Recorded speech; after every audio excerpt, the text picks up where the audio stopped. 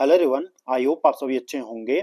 आज इस वीडियो में हम HPRCA JVT एक्सपेक्टेड जो कट ऑफ है क्या रह सकती है। बहुत से कैंडिडेट के मैसेज आ रहे थे कि JVT के ऊपर भी एक वीडियो लेकर आए, तो हम यहाँ जो है कुछ एक एनालिसिस करके यहाँ पर आए हैं और कुछ एक जो है कमेंट हमें फेसबुक पेज पर और कुछ एक यूट्यूब चैनल पर भी हमें मिले हैं, तो उसी की पेज पर हमने यहाँ पर कोशिश की है कि एक कट ऑफ की वीडियो आपके लिए यहाँ पर लेकर आए। तो सबसे पहले तो हम यहाँ बात कर लेते हैं कि कट ऑफ जो है एग्जैक्ट बता पाना जो है काफी ज्यादा मुश्किल रहता है, क्योंकि कट ऑफ जो है आपके कई फैक्टर पर जो है डिपेंड करती है।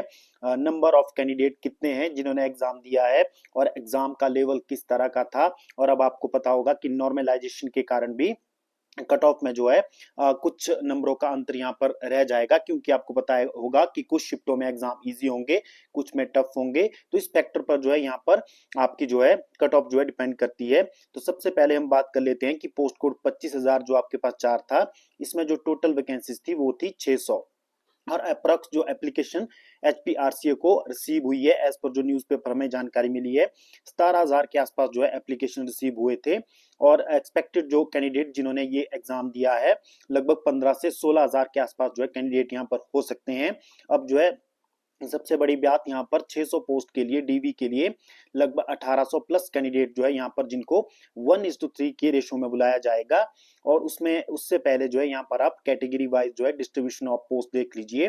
जनरल में जो है यहाँ पर 221 पोस्टें रहने वाली है, और जनरल EWS में 79 है, तो general ward of freedom fighter में 7 है, तो टोटल जनरल में ओवरऑल 307 पोस्टें आपकी रहेगी।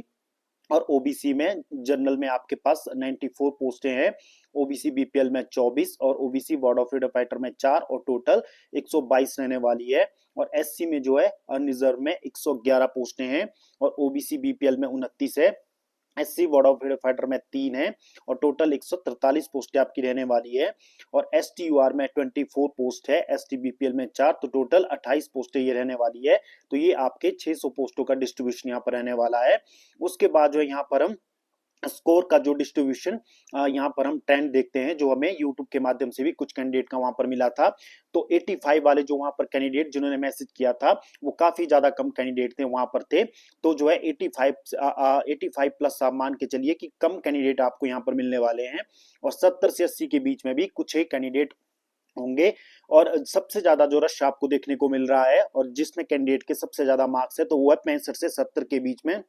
बहुत ज्यादा जो है यहाँ पर कैंडिडेट के मार्क्स है, तो सबसे ज्यादा कंपटीशन आपको यही देखने को मिलेगा। और जो मैक्सिमम कैंडिडेट जो है 60 से 65 की रेंज में भी काफी ज्यादा कैंडिडेट हैं। और अब आपको पता होगा कि HPRCA का नया जो रूल है उसके अनुसार जो है आपको जो है क्वालिफाइंग मार्क्स यानी कि जनरल को जो है 45% यानी कि 45% मार्क्स आपको जरूर लेने हैं, और उसके बाद रिजर्व कैटेगरी को 40% मार्क्स यहाँ पर लेने हैं, तभी जो है आगे के प्रोसेस के लिए आपको काउंट किया जाएगा। तो ये जो है कुछ एक क्राइटेरिया है। कुछ एक कैंडिडेट जो ऐसे भी होंगे जो इस क्राइटेरिया को जो है फॉलो नहीं कर पाएंगे, और मैक्सिमम जो है इसको क्वालिफाई कर जाएंगे। और ज्यादा ट्रेंड मैंने आपको बताया कि 65 से 70 के बीच में बहुत ज्यादा कैंडिडेट है, और सबसे ज्यादा जो टफ कंपटीशन है यहीं पर है। और कंक्लूजन हम यही यहाँ पर कह सकते हैं कि जो रेंज आपकी रहेगी डॉक्यूमेंटेशन के लिए लगभग 65 से 70 के बीच में ये जो है जाने की संभावना है। और साथ में जो है नॉर्मलाइजेशन का भी यहाँ पर इफेक्ट आपको पता होगा कि इजी शिफ्ट वालों के जो मार्क्स है वो कुछ कम हो सकते हैं, 1 या 2 नंबर का जो है वहां पर फर्क पड़ सकता है, और टफ शिफ्ट वालों को 2 से 3 मार्क्स का यहाँ पर फायदा हो सकता है। तो ये कुछ नॉर्मलाइजेशन का भी इम्पैक्ट जो है आपके एग्जाम पर यहाँ पर रहेगा। और उसके बाद जो है आपको पता होगा कि वर्टिकल एंड हॉरिजेंटल रिजर्वेशन, जैसा मैंने आपको पिछली वीडियो में भी जानकारी दी थी कि इसका भी काफी इम्पैक्ट यहाँ पर जनरल कैटेगरी पर जो है पड़ता है। और जैसे कि वर्टिकल जो रिजर्वेशन होता है जिसमें कि जो है जनरल जो कैटेगरी होती है वो सभी के लिए ओपन रहती है, यानी कि जो भी रिजर्व कैटेगरी के जनरल कैंडिडेट है, यानी कि जैसे एससी जनरल और आपके पास ओबीसी यूआर और जितने भी कैंडिडेट है यदि उनके मार्क्स जो है जनरल से जो है ज्यादा एक्सीड कर जाते हैं तो उन्हें जो सीट मिलती है वो जनरल में मिलती है। और वर्टिकल रिजर्वेशन में सिर्फ वही कैंडिडेट आते हैं जिसमें कि आपके पास जैसे कि एससी बीपीएल ओबीसी बीपीएल, तो ये इम्पैक्ट ये जो है कट ऑफ को काफी इम्पैक्ट करता है, क्योंकि जनरल की जो कट ऑफ होती है वो अदर कैटेगरी से ज्यादा यहाँ पर चली जाती है। और डीवी के लिए मैंने आपको पहले ही बता दिया है कि लगभग 1800 के आसपास कैंडिडेट 1:3 की रेशो में बुलाए जाएंगे। तो अब जो है यहाँ पर हम डीवी के लिए जो है कितनी कट ऑफ जो है यहाँ पर जा सकती है, ये एक्सपेक्टेड कट ऑफ है, इसे आप जो है फाइनल नहीं मान सकते।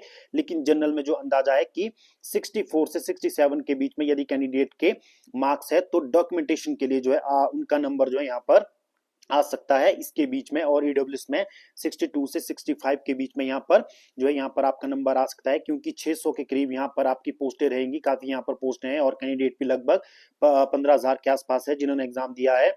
और ओबीसी में 61 से 64 के बीच में जो है डॉक्यूमेंटेशन के लिए कॉल आ सकती है। और एससी में 57 से 60 के बीच में जो है कॉल आ सकती है। और एसटी में 54 से 58 के बीच में जो है डॉक्यूमेंटेशन के लिए कॉल आ सकती है। अब हम जो है फाइनल कट ऑफ के बारे में जो है यहाँ पर थोड़ा सा डिस्कस कर लेते हैं।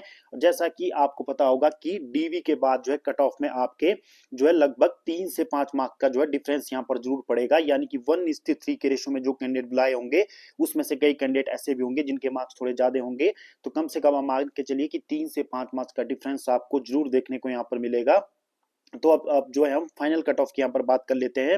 तो यदि जनरल में जो है 68 से 72 के बीच में यदि मार्क्स बन रहे हैं तो वो जो है अपने आप को थोड़ा सा सेफ समझ सकते हैं कि उनका जो है फाइनल में यहाँ पर सिलेक्शन हो सकता है। तो ईडब्ल्यूएस में 66 से 70 के बीच में और ओबीसी का 63 से 67 के बीच में, एससी का 60 से 64 के बीच में रह सकता है और एसटी में 57 से 61 के बीच में यहाँ पर आपका कट ऑफ रह सकता है। और सेफ स्कोर की हम बात करें तो यदि जनरल में आपका 70 प्लस मार्क्स जो है तब आप जो है अपने आप को थोड़ा कंफर्म सिलेक्शन जोन में मान सकते हो। ईडब्ल्यूएस में या कैटेगरी में 65 प्लस यदि आपके मार्क्स है और एससी में 63 प्लस है, एसटी में 60 प्लस है, तो आप जो है थोड़ा सा सेफ जो है मान सकते हो। अगर आपका जो स्कोर है वो 65 से 70 के बीच में है तो फाइटिंग जो फाइट जो है यहाँ पर काफी स्ट्रॉन्ग देखने को मिलेगी। और 70 प्लस यदि आपके मार्क्स है तो आपके चांस यहाँ पर हो सकते हैं। तो ये जो है कुछ ऑफ एनालिसिस यहाँ पर हमने किया है, लेकिन एग्जैक्ट डाटा बता पाना यहाँ पर बहुत ज्यादा मुश्किल है, क्योंकि आपको पता होगा कि ऑनलाइन ये एग्जामिनेशन है, यहाँ से एग्जैक्ट डाटा नहीं मिल पाता है और नॉर्मलाइजेशन का क्या इम्पैक्ट होगा। तो ये जस्ट एक प्रिडिक्शन है। तो आपको क्या लगता है, आप अपने मार्क्स जो है कमेंट बॉक्स में बताइए कि कितने कितने मार्क्स आपके बन रहे हैं, उसके बाद जो है एग्जैक्ट अंदाजा जो है यहाँ पर लगाया जा सकता है। बाकी जो है बहुत जल्द जो है आपके जितनी भी एजुकेशन डिपार्टमेंट की ये भर्तियां हैं इनके रिजल्ट आपको काफी जल्द देखने को मिल जाएंगे। तो बस आज के अपडेट के लिए इतना ही। फर्दर अपडेट के लिए जो है आप पेज को फॉलो कर लीजिए। धन्यवाद।